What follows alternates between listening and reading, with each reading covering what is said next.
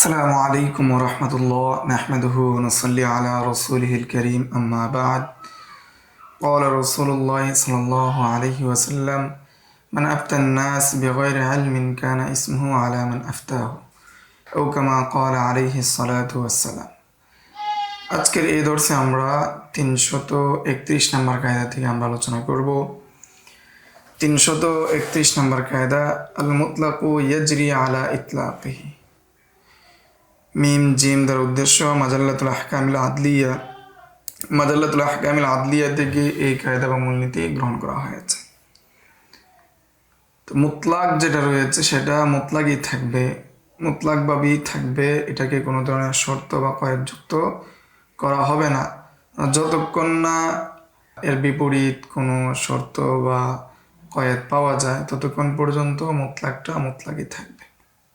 ফলে কেউ যদি কাউকে উকিল বানায় কোনো জিনিস ক্রয় করার জন্য, তাহলে উকিলের জন্য বাজার মূল্য অনুযায়ী ক্রয় করা, অথবা কোনো জিনিস বিক্রির জন্য যদি উকিল বানায়, উকিলের জন্য বাজার মূল্য অনুযায়ী বিক্রি করা বৈধ।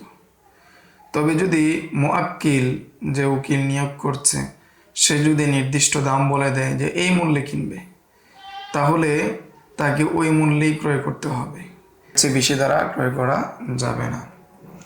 এটাই হলো 331 নম্বর কায়দা আল মুতলাকু ইয়াজরি আলা ইতলাকি। মুতলাক যেটা সেটা মুতলাকই থাকবে, মুতলাক অবস্থায় সেটা থাকবে যদি না এর বিপরীত কোনো দলিল পাওয়া যায়।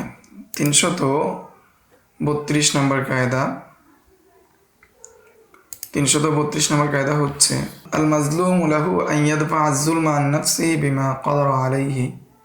যে মাজলুম যে ব্যক্তি রয়েছে, সে তার নিকট থেকে জুলুমকে প্রতিহত করবে তার সাধ্য অনুযায়ী। লাকিন লাইসা লাহু আন ইউযলিমা গায়রা, কিন্তু তার জন্য বৈধ হবে না সে অন্য কাউকে জুলুম করবে। অর্থাৎ নিজের থেকে জুলুম দূর করতে গিয়ে সে অন্য কাউকে জুলুম করবে, সেটা বৈধ হবে না। অর্থাৎ নিজের উপর যে জুলুম রয়েছে, সেই জুলুমটাকে সে প্রতিহত করার অধিকার রাখে, সেটা তার অধিকার। অন্যের উপর জুলুম করার অধিকার তার নেই। এই বিষয়ে কায়দা পূর্বে গিয়েছে, তারপর উদাহরণ দিচ্ছি। কোনো মুসলমানকে যদি, কোনো মুসলিম ব্যক্তিকে যদি অন্যায়ভাবে জুলুম করে হত্যা করতে চায় কেউ, এমন অবস্থায় অন্য কেউ যদি তার কফিল হয়, কফিল হওয়ার পরে যার জন্য কফিল হয়েছে, যার উপর জুলুম হওয়ার সম্ভাবনা ছিল, সে চাইলে নিজের পক্ষ থেকে এই জুলুমকে দূর করার জন্য সে পালিয়ে আসতে পারবে কফিলের কাছ থেকে। তবে কফিল যদি দায়বদ্ধ হয়, এই কারণে কফিলকে পরবর্তীতে তাকে হত্যা করা হবে, কফিলকে জুলুম করা হবে, তখন ওই মুসলমানের জন্য সেই জায়গা থেকে পালিয়ে আসা বৈধ হবে না। এটাই বলা হচ্ছে যে আল মাজলুমু লাহু আন ইয়াদফা আয-যুলমা আন নাফসিহি। মাজলুম ব্যক্তি তার নিজের থেকে জুলুম দূর করতে পারবে বিমা কাদারা আলাইহি, যতটুকু সে সক্ষম।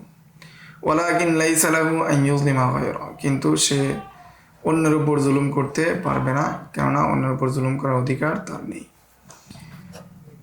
333 নম্বর কায়দা মূলনীতি আল মারিফাতু লা তাদখুলু তাহতান নাকিরাতি ইল্লা আল মারিফাতু ফিল জাযা। যে মারিফা কখনো নাকিরার অধীনে আসে না, মারিফা কখনো নাকিরার অধীনে আসে না। তবে যদি মারিফাটা জাযার মধ্যে থাকে, তাহলে সেই মারিফাটা নাকিরার অধীনে আসতে পারে। উদাহরণ দিচ্ছি, উদাহরণের পরে আবার আমরা আসবো। শিন নুন দ্বারা উদ্দেশ্য আল আশবাহ নাজায়ের, আল আশবাহ নাজায়ের থেকে এই কায়দা মূলনীতি গ্রহণ করা হয়েছে। উদাহরণস্বরূপ, যদি কোনো ব্যক্তি বলে ইন কাল্লামা গুলামি হাদা আহাদুন ফা আনতা তালিকুন, যে কোনো ব্যক্তি যদি বলে আমার এই গোলামের সাথে যদি কেউ কথা বলে, তাহলে তুমি তালাক হয়ে যাবে। তো এখানে যেহেতু ইন কাল্লামা গুলামি, এই গোলামির অধীনে ইয়া মুতাকাল্লিম যে রয়েছে, যে বলতেছে, কায়েল যে, সে অন্তর্ভুক্ত হবে না। কেননা এই মারেফাটা গোলামি, এই যে মারেফাটা, এই মারেফাটা যে ব্যক্তি নিচে রয়েছে সে কখনো এই নাকেরা আহাদুনের মধ্যে অন্তর্ভুক্ত হবে না।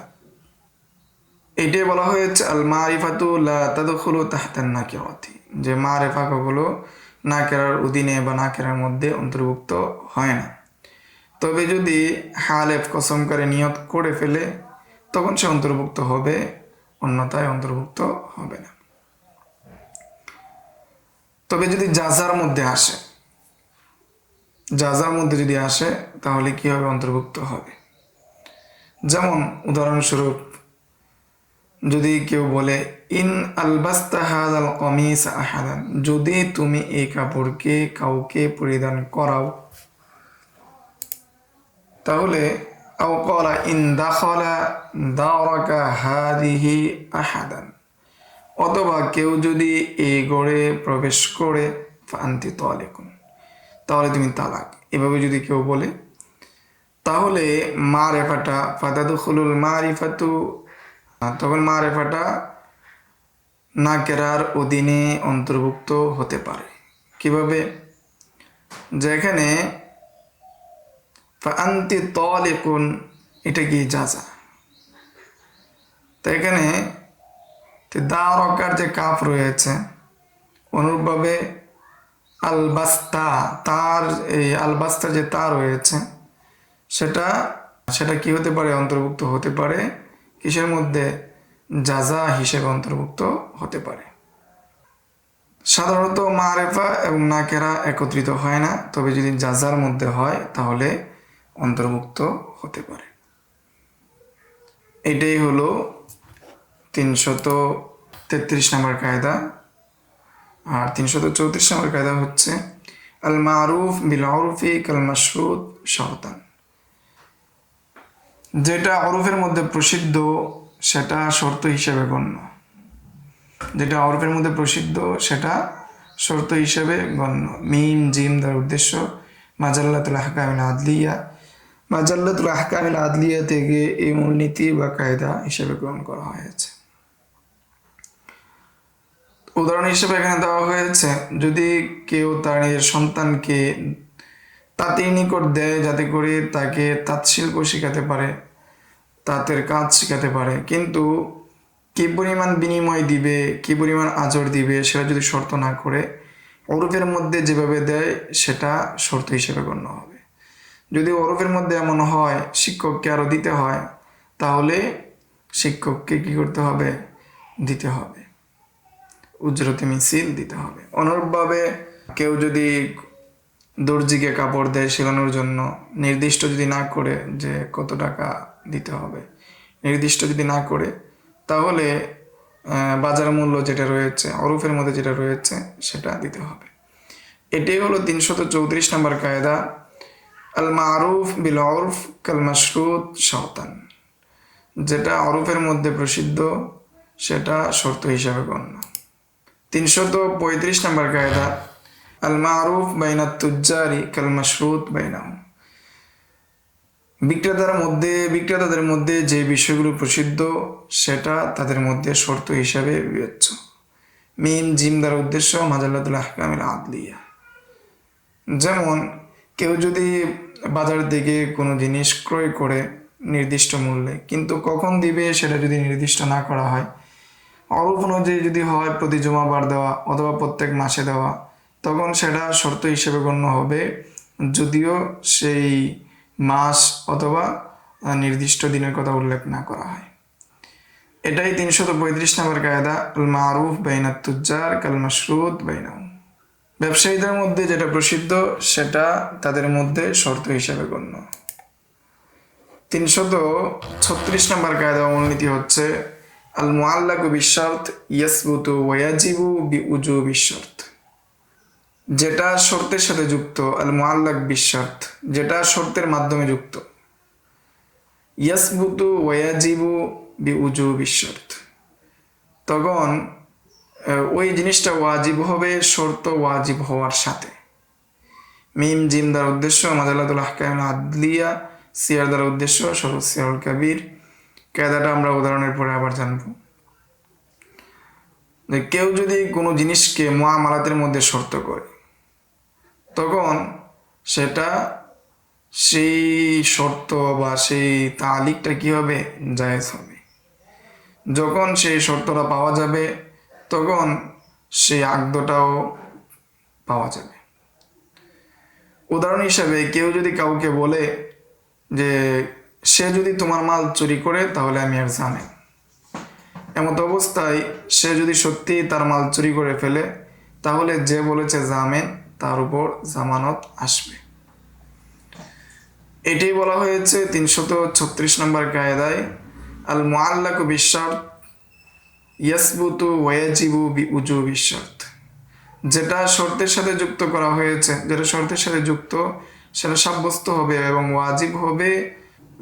শর্ত ওয়াজিব হওয়ার মাধ্যমে, শর্ত পাওয়া যাওয়ার মাধ্যমে সেটা ওয়াজিব হয়ে যাবে, আবশ্যক হয়ে যাবে। 337 নম্বর কায়দা আল মুআল্লাকু বিশারত লা ইয়ানআকিদু সাবাবান লিল হাল ওয়াল মুযাফু মুনআকিদুন ফিত তালাকি ওয়াল ইতাকি ওয়ান নাযরি। যে মুআল্লাক বিশর্তে যেটা রয়েছে সেটা তৎক্ষণাৎ কার্যকর হবে না, শর্তযুক্ত বিষয় তাৎক্ষণিকভাবে কার্যকর হবে না বা কার্যকর হয় না।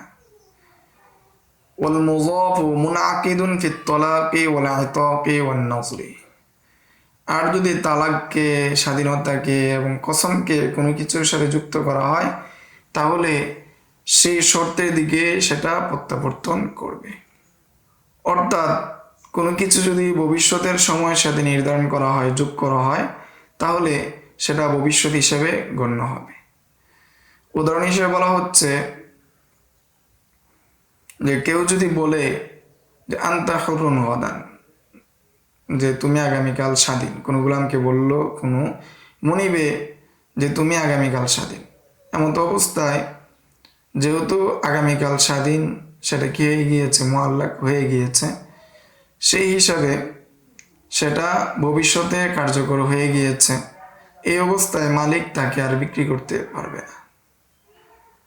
অনুরূপভাবে কেউ যদি বলে যে আগামীকাল যদি অমুক আসে তাহলে তুমি স্বাধীন, কেউ যদি তার গোলামকে বলে আগামীকাল যদি অমুক আসে তাহলে তুমি স্বাধীন, এটা কাজের সাথে যেহেতু নির্ধারণ করা হয়েছে সেই হিসাবে আগামীকাল আসার পূর্বেই তাকে বিক্রি করতে পারবে, কেননা সেটা অন্য আরেকটি কাজের দিকে নিসবত করা হয়েছে এবং নিসবত করার ওই কাজটি, ওই শর্তটি পাওয়ার আগে সে কি হয় নাই, স্বাধীন হয় নাই।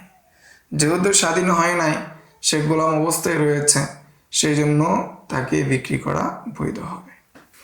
এটি বলা হয়েছে 337 নম্বর কায়দায় আল মুআল্লাকু বিশারত লা ইয়ানআকিদু সাবাবান লিল হাল ওয়াল মুযাফু মুনআকিদুন ফিত তালাকি ওয়াল ইতাকি ওয়ান নাযরি। 338 নম্বর কায়দা হচ্ছে আল মুআল্লাকু বিশারত মা'দুমুন ক্বাবলা শারত। যে যেটা শর্ত করা হয়েছে সেটা শর্ত পাওয়া যাওয়ার পূর্বে সেটা মা'দুম হিসেবে গণ্য, নাই হিসেবে বিবেচ্য হবে। যদি কেউ বলে যে ইন দাখালতি দার ফাআবদি হুররুন, বা ইন দাখালতা দার ফাআবদি হুররুন, তুমি যদি ঘরে প্রবেশ করো তাহলে আমার গোলাম স্বাধীন। যে শর্ত করা হলো, অর্থাৎ ঘরে প্রবেশ করার যে শর্ত, সেই শর্ত পাওয়া যাওয়ার পূর্বে সেটা পাওয়া না যাওয়ার মতোই, ফলে মালিক গোলামকে শর্ত পাওয়ার পূর্বে বিক্রি করে দিতে পারবে। কেননা লিআন্নাল হুররিয়াতা মা'দুমুন ক্বাবলা শারত মিন কুল্লিল উজুহ ফায়াসিহু তা'জিল। কেননা স্বাধীনতা তার শর্ত পাওয়া যাওয়ার পূর্বে সেটা মা'দুমের মতোই, যেহেতু স্বাধীনতা পাওয়া যায়নি, রুকিয়ত বাকি রয়েছে, দাসত্ব বাকি রয়েছে, এমত অবস্থায় তাকে সেই শর্ত পাওয়া যাওয়ার পূর্বে বিক্রয় করা বৈধ হবে। 339 নম্বর কায়দা আল মাগরুর ইয়ারজিউ আলাল গাররি বিমা গাররা। সিয়ার দ্বারা উদ্দেশ্য সরজ সিয়ারুল কাবির। যে ব্যক্তিকে ধোঁকা দেওয়া হয়েছে সে ব্যক্তি জামান নিতে পারবে, ওই পরিমাণ জামান নিতে পারবে যে ধোঁকা দিয়েছে তার কাছ থেকে। যেমন ওয়াকফের মাল যদি কেউ ভাড়া দেয়, এমত অবস্থায় ওয়াকফের মাল যদি ধ্বংস হয়ে যায়, নষ্ট হয়ে যায়, তখন কাজী যে ভাড়া দিয়েছে তার কাছ থেকেও এর জামান আদায় করতে পারবে, ঠিক তেমনিভাবে যে নষ্ট করেছে তার কাছ থেকেও জামান আদায় করতে পারবে। এখন যদি কাজী যে ভাড়া দিয়েছে তার কাছ থেকে জামান আদায় করে, তখন যে ভাড়া দিয়েছে সে যে নষ্ট করেছে তার কাছ থেকে জামান আদায় করতে পারবে। এটাই বলা হয়েছে আল মাগরুর ইয়ারজিউ আলাল গাররি বিমা গাররা, যে ধোঁকা গিয়েছে, যে ক্ষতিগ্রস্ত হয়েছে, সে ক্ষতিপূরণ যে ধোঁকা দিয়েছে তার কাছ থেকে ক্ষতি অনুযায়ী আদায় করতে পারবে। 340 নম্বর কায়দা হচ্ছে আল মুফরাদুল মুযাফ ইলা মারিফাতিন লিল উমুম। যখন কোনো মুফরাদকে মারিফার দিকে এজাফত করা হয় তখন সেটা আমের ফায়দা দেয়। যখন কোনো মুফরাদ একক শব্দ মারিফার দিকে এজাফত করা হয় তখন সেটা আম হওয়ার ফায়দা দেয়। যেমন লাউ আওসা লিওয়ালাদি যাইদিন, কেউ যদি ওসিয়ত করে জায়েদের সন্তানের জন্য, লিওয়ালাদি যাইদিন, আও ওয়াকফি আলা ওয়ালাদিহি, অথবা আও ওয়াকফা আলা ওয়ালাদিহি, অথবা জায়েদের সন্তানের জন্য যদি কি করে কেউ ওয়াকফ করে, তখন এই ওয়ালাদ শব্দটা আম হিসেবে বিবেচিত হবে। তখন এই ক্ষেত্রে জায়েদের ছেলে মেয়ে সবাই অন্তর্ভুক্ত হবে। কেননা কায়দা হলো আল মুফরাদুল মুযাফ ইলা মারিফাতিন লিল উমুম, মুফরাদটা যখন মুযাফ করা হয় মারিফার দিকে তখন সেটা আম হওয়ার ফায়দা দেয়। এই ছিল 340 নাম্বার পর্যন্ত কায়দা বা মূলনীতি। সামনের দর্শে আমরা 341 নম্বর কায়দা বা মূলনীতি নিয়ে আলোচনা করব। আসসালামু আলাইকুম ওয়া রাহমাতুল্লাহ। يؤتي الحكمة من يشاء ومن يؤت الحكمة